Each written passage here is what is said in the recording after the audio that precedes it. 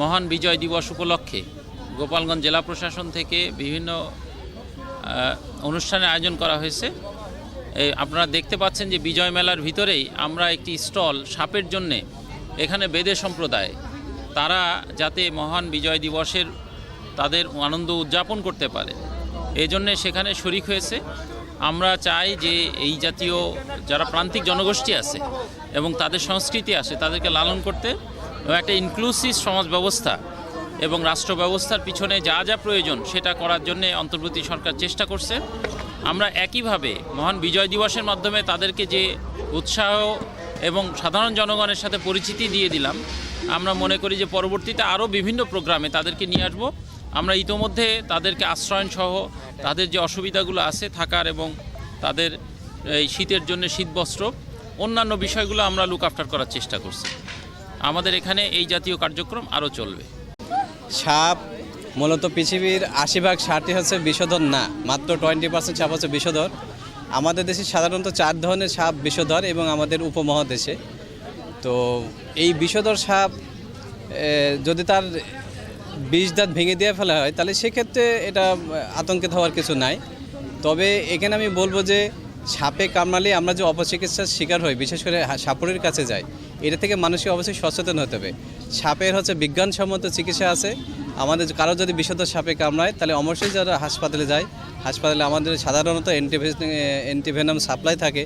যদি কোনো কারণে না থাকে নিজ উদ্যোগে হলেও সেটা দিতে হবে। তবে কখনোই আমরা কিন্তু সাপুরের কাছে যাব না।